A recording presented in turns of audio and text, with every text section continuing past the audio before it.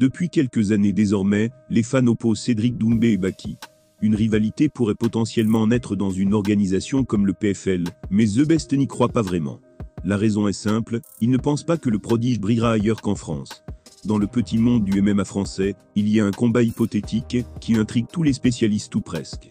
Celui qui opposerait Cédric Doumbé à Bessangour, aussi connu sous le nom de Baki. Les deux sont suivis par de grosses communautés sur les réseaux sociaux, les deux aiment parler. Et donc ce duel serait forcément très divertissant. Ce qui intéresse les fans dans cette opposition, ce sont les deux styles totalement opposés de l'un et de l'autre.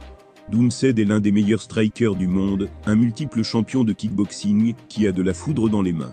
Là où Baki est du genre à coller ses adversaires, à les épuiser et à les submerger. Raison pour laquelle il s'impose souvent, avec des décisions largement en sa faveur.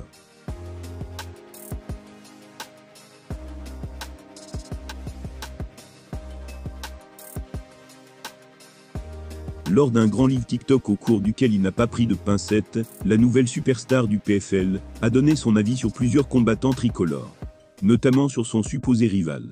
Il a dû répondre à une question simple, à savoir est-ce que Baki a un avenir sur la scène internationale. Sa réponse ne plaira sans doute pas aux nombreux fans du franco-tchétchène. Cédric Doumbé ne voit pas Baki comme une menace, il estime être bien meilleur. Il constate notamment une grosse différence de puissance entre eux, puisque The Best a remporté tous ses combats par KO. Contre seulement 3 KO en 7 apparitions professionnelles pour le prodige du MMA Factory. En fait, la superstar du PFL ne voit pas Baki ailleurs qu'en France. Cédric Doumbé ne considère pas Baki comme une menace, ce dernier n'aurait pas le niveau pour faire une grande carrière à l'international. Voici une déclaration qui ne devrait pas manquer de mettre un peu d'huile sur le feu. Baki, il est prometteur, il a sûrement un avenir au niveau... Attends, est-ce qu'il a un avenir au niveau mondial? Attends, je réfléchis un peu à comment il combat. Il a un judo vite fait, tac, Non, mondial, c'est chaud, frère. Mondial, c'est chaud, parce qu'il faut quand même un striking convenable. Mondial, c'est chaud. En fait, t'as vu, Baki, il est bien en striking, mais en shadow.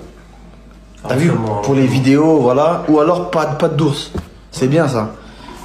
Moi, je suis tombé sur une vidéo, je crois sur Twitter, je suis tombé sur une vidéo, là, il tabassait un mec dans la cage, en vrai combat. Il accélérait un mec. Frère, t'as déjà vu, moi, quand j'accélère un mec? C'est-à-dire, le mec, il est un peu touché, je le démarre. Lui, il accélère un mec, le mec, il a survécu. Et c'était personne, hein. C'était un mec un peu gros, en mode plombier, tu vois ce que je veux dire? Moi, si j'accélère un mec, je le tue, frère. Jordan, il n'est pas accéléré, j'ai juste mis un crochet. Taille 4. En acceptant d'affronter Francis Ngannou dans un combat de boxe, Fury a d'ores et déjà réalisé l'un des plus grands rêves du Camerounais. En revanche, sa récente annonce a été perçue comme un énorme manque de respect par une légende. En annonçant sa retraite, il y a quelques mois de cela, il avait déjà pris de court ses fans et l'ensemble des observateurs. Tyson Fury n'a cependant pas tardé à revenir sur sa décision en bouclant un nouveau combat qui a lui aussi désarçonné les amateurs de boxe. En effet, peu d'entre eux s'attendaient à le voir accepter de prendre part à une affiche aussi déséquilibrée que celle qu'il opposera à Francis Ngannou le 28 octobre. Considéré comme l'un des hommes les plus dangereux du paysage MMA, Ngannou dispose d'une puissance qui a de quoi faire trembler n'importe qui. Son expérience en tant que boxeur en fait toutefois un adversaire largement à la portée de Fury dans le ring. Il semblerait d'ailleurs que ce dernier s'attend à une promenade de santé face à lui, puisqu'il compte bien enchaîner avec un plus gros duel dans la foulée. Un mois avant le choc contre Ngannou, le Gypsy King s'est ainsi permis d'annoncer son futur affrontement contre Alexandre Usyk. Affrontement qui pourrait avoir lieu dès le 23 décembre prochain, selon les informations de ESPN. Ce qui ne laisserait à Fury qu'un court délai pour récupérer.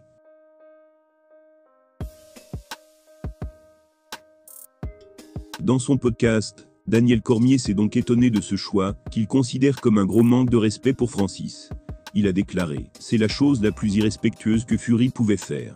C'est tellement irrespectueux, et il le sait, c'est assez dingue. Après ce qu'il vient de faire, j'espère que Francis va lui décrocher la tête. Et je dis ça alors que je commençais vraiment à apprécier Fury.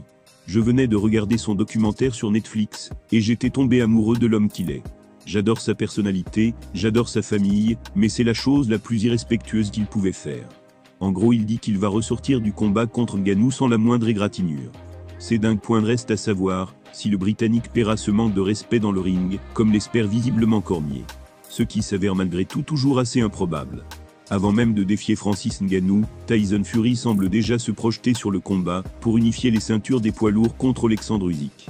Attention à ne pas décupler la motivation du Predator, et à en faire les frais le 28 octobre.